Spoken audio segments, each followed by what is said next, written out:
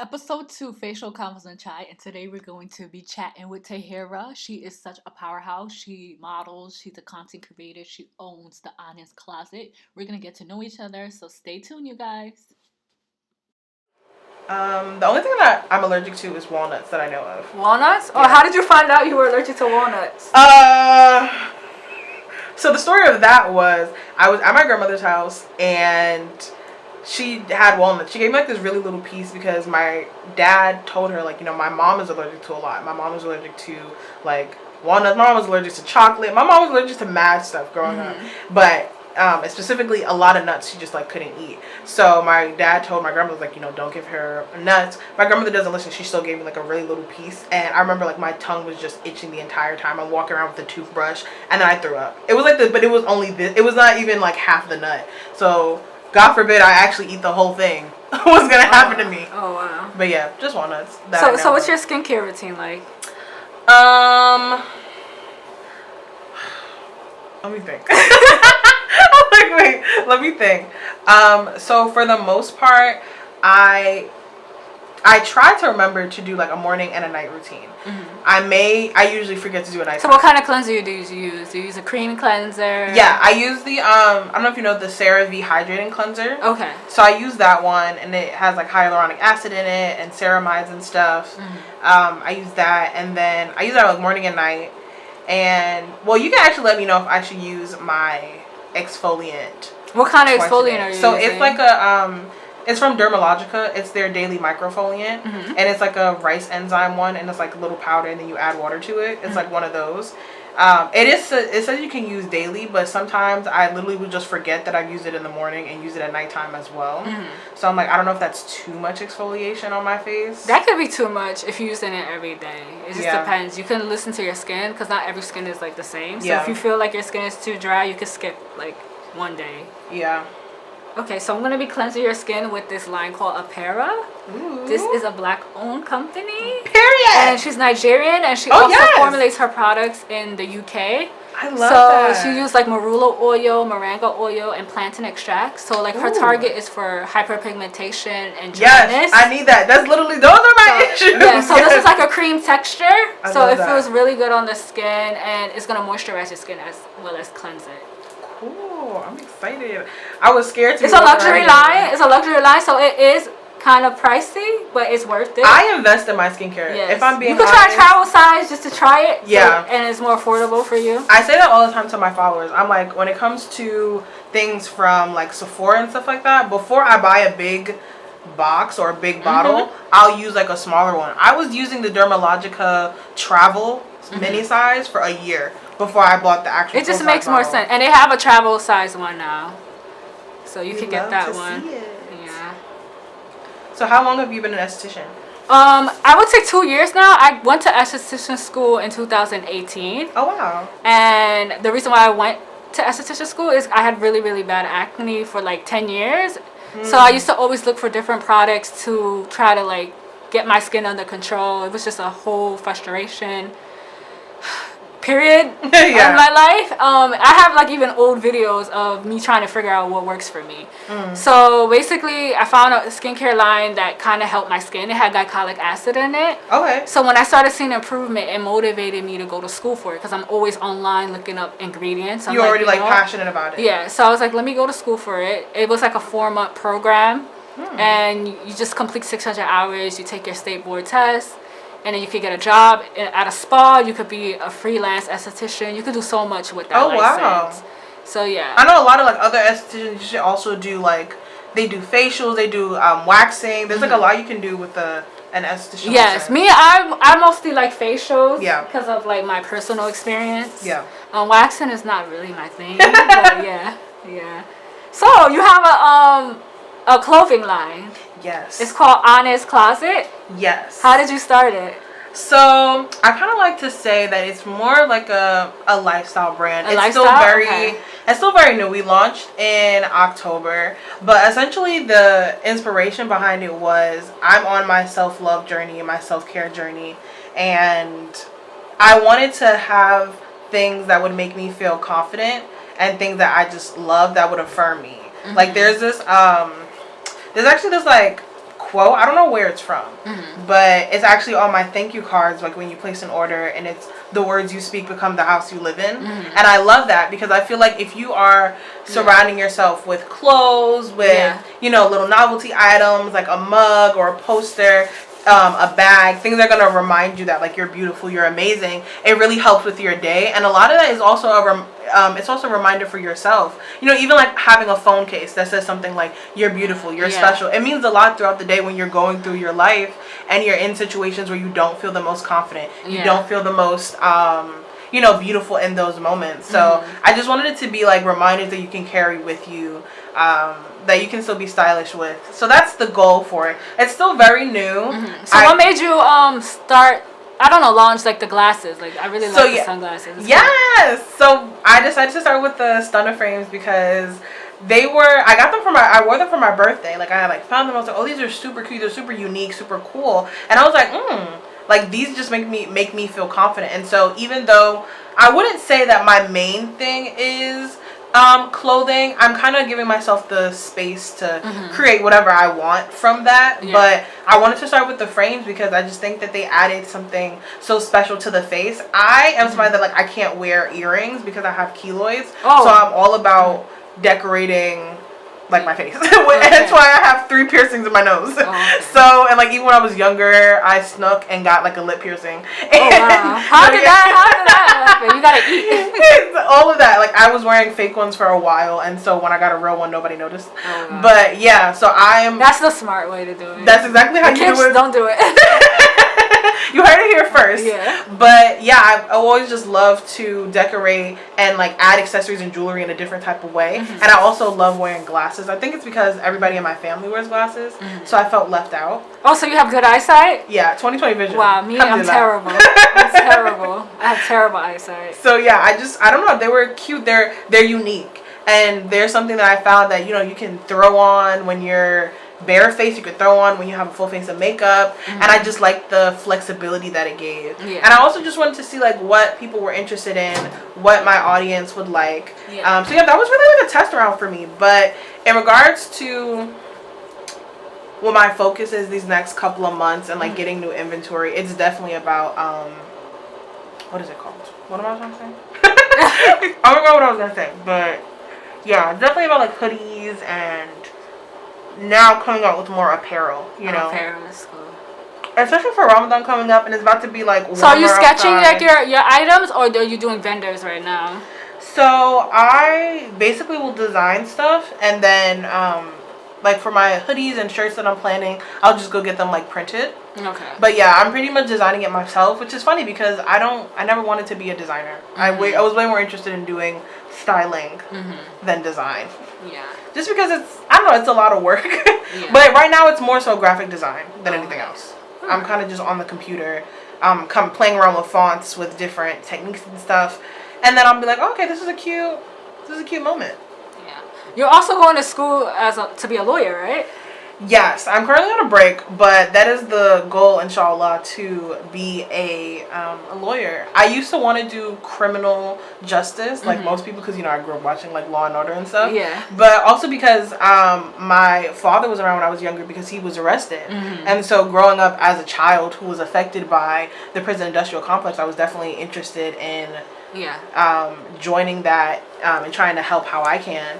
But then I realized that criminal justice was just like not my forte. It wasn't really what I felt I was called to do. As I started taking content creating more seriously, I realized that there's such a there's a disconnect between like the legal side and the business side and the creativity side of creating content. Like you're doing all these contracts, you're talking with brands, you're selling rights to photos and all of that. These are all legal processes. And so many people don't know what to do with that. So inshallah, the goal is one day be able to have my license to practice and to help people from just specifically young black creatives. Like that's what I would love to do. Yes, because we're always being taken advantage of. Absolutely, especially in the art, like in the creative industry. You hear all these artists and these rappers, they don't own their own masters. They don't own the rights to their own music. They don't own the rights to X, Y, and Z. I'm like, okay, how do we help this new generation, specifically with social media, because it's not being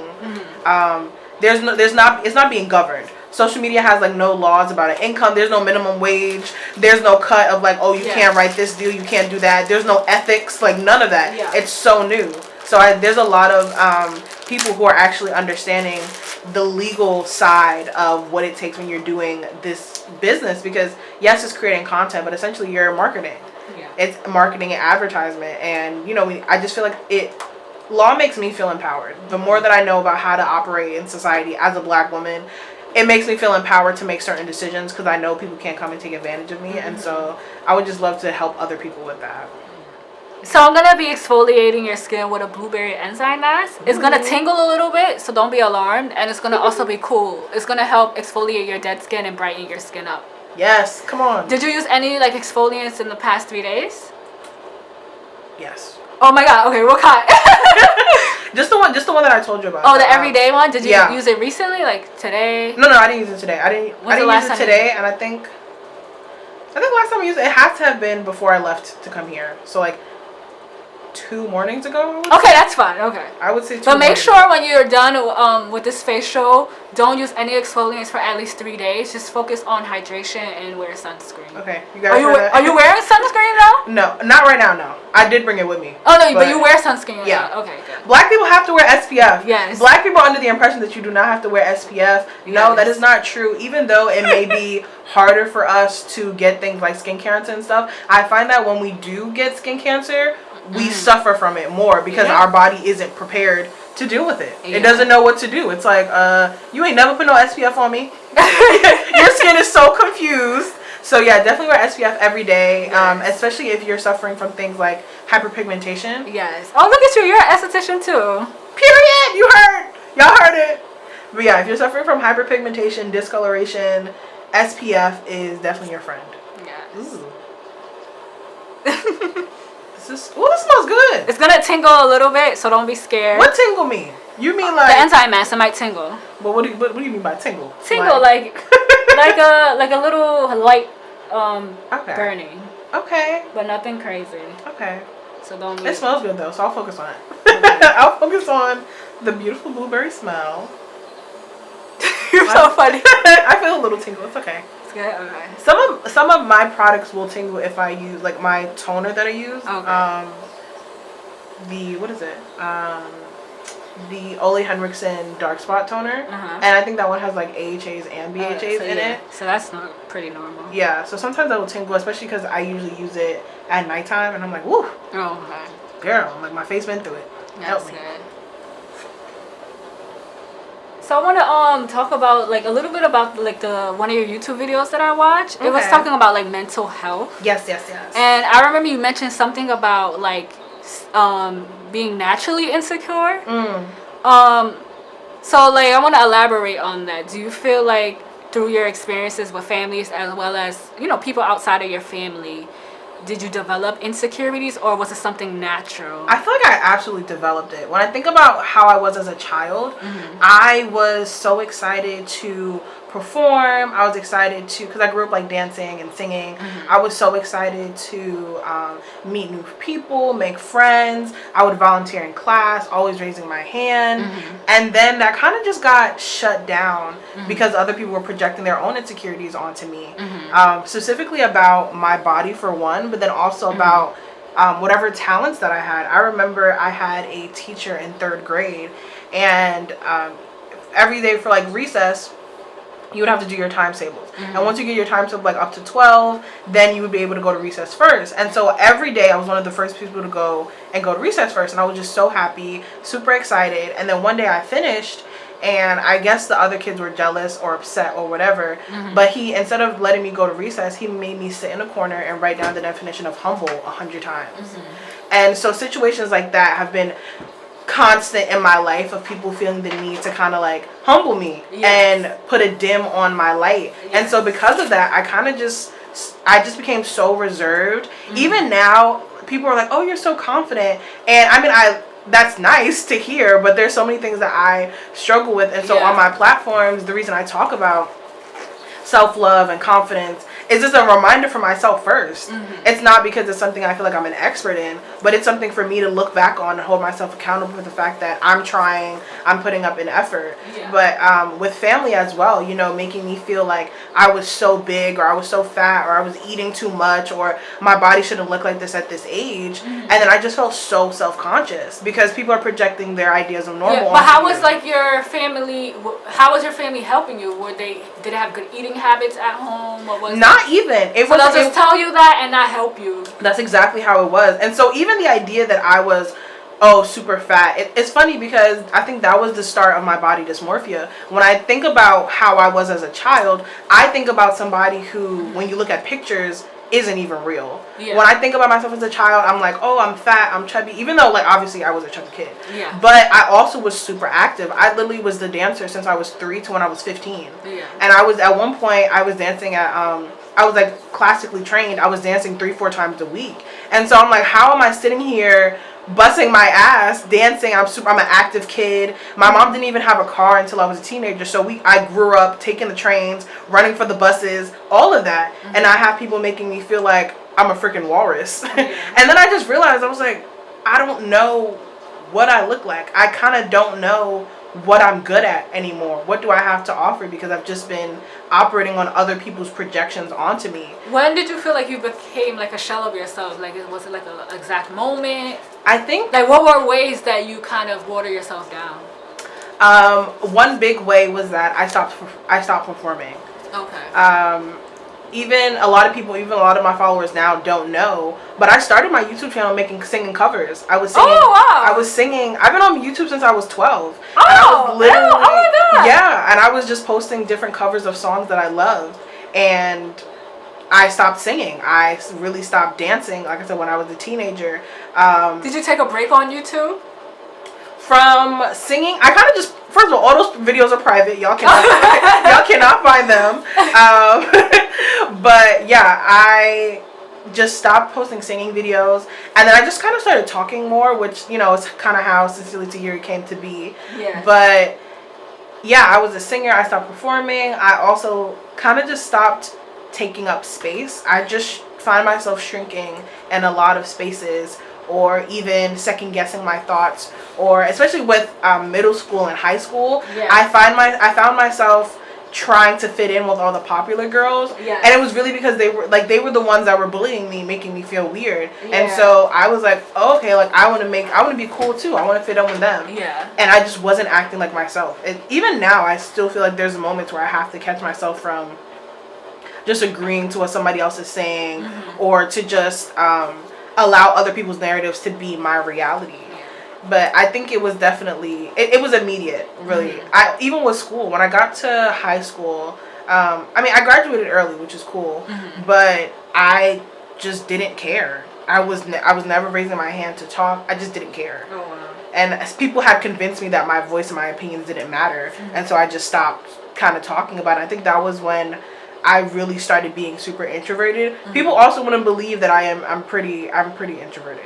I choose to be open, depending on the situation, but if you see me in the street, like, I probably would, I'm not making eye contact, and people may see it as rude, but it's like, I just protecting yourself. That's exactly what it is. So, but do you feel like you want to be like the person that you naturally are? I don't even know who that is anymore. And if I'm being honest, and I think that's why. Because there's certain things I have in my head that I want to do, but then I don't do it. Due to like my surroundings. Because I feel like a lot of us, we're not our true selves. And so that's why for me right now, my focus is moving out and being on my own and just creating my own space. Because I truly feel like I don't know who the hell I am. I have ideas, and I'm starting to think, I'm like, was this my idea? Do I? Okay. Hydrating mask.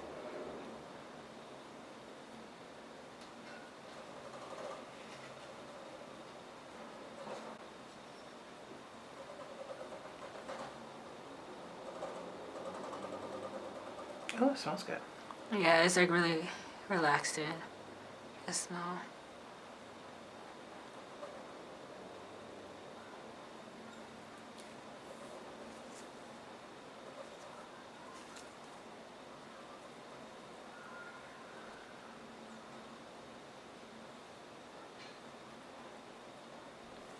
So, what would you tell 7-year-old you?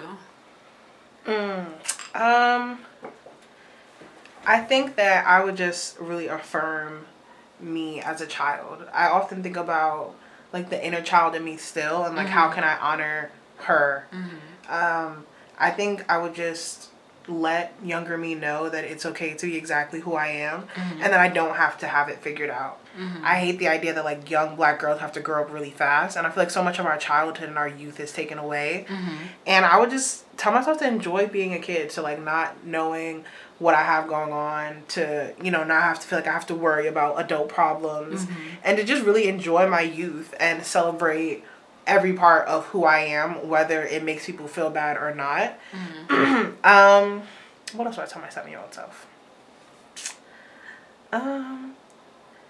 I would let my 7-year-old self know that it is okay to eat my snacks, and that I didn't have to feel like I had to, you know, start changing how I eat.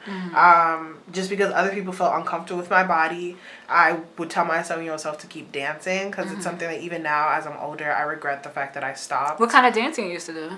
A lot. Everything? No, literally, I was trained in ballet, tap, African, jazz. Oh, wow. Modern, contemporary. Like, I was doing a lot. But I would definitely affirm myself. But you could tap into that now as an adult. Like, you used to start taking dance class. Yeah, it's something I want to do, and then like COVID happened, I was like, damn. So I do like indoor stuff sometimes, for like as a workout. But I do just miss the freedom of dancing. And I felt like it was the one place as a child I just felt super powerful. And just being on stage, you can, you know, everybody is like looking at you, and you just get to express yourself. And I miss those moments. So I would definitely tell my younger self to soak it up and enjoy every last second of it. And to just feel empowered to be loud, to answer questions, to be, you know, the smartest person in the room, and not feel like I have to be small to make other people feel comfortable. Exactly.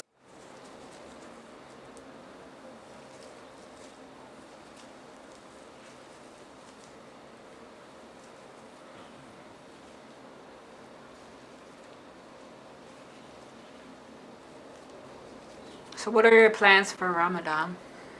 I actually want to come out with some type of series or some like Ramadan content. Oh, Vlogadon? I was doing Vlogadon last year. I may still do it, but weekly. I feel like doing it daily is... It's not realistic. Yeah. Yeah. It's just too much for me. So I'm definitely want to do that, and I don't know. Hopefully I'll be spending, not Ramadan, but I'll just be, during Ramadan I'll be preparing to move. That's the plan. Just trying to stack my coin, you know, get out there, look at apartments, and yeah. Do you want roommates, or are you trying to like... I literally feel like I cannot live with people. You don't think so? At all. So would you get a studio? That is the goal, inshallah. I want to find something. I'm like, Allah, I'm like, I don't know, but, yeah, you know, I'm going to have faith. We're just going to trust, and hopefully everything works out. Yeah. It's so funny. It's so hard for me, even when I am doing my skincare. I'm like, I have to navigate around my nose rings. Oh. Yeah, it's definitely a moment. Do you plan on getting more piercings? Not that I know of. I just wanted to get my nose pierced because I didn't like my nose growing up. Oh wow. So you kind of felt like you did it to distract it? No, I just wanted to like beautify it, really. You know, like just jewelry. So I was like, okay. I've been thinking about getting a nose piercing. You should. Long, but I don't know. Do you know any good nose piercing place in like New York? I got mine done actually in Queens. Like all 3 of them. Oh, okay. Yeah. It was good in there, or was it creepy? Like, cause some of the piercing spots. I'm screaming. No, it was good, but getting your piercings done during COVID, it's more expensive. So For I got this nostril done end of last year, and it was $50. Oh wow! Like, with the jewelry or no? Yeah, with the jewelry. But when I got my septum done by the same guy pre-COVID, it was $30. $30. So it's definitely more expensive now. Oh wow! Definitely. So what's the aftercare like? Aftercare, I would say when you get a facial, make sure you don't exfoliate your skin with any like AHAs, glycolic, lactic, mandelic acids, no retinol. Okay.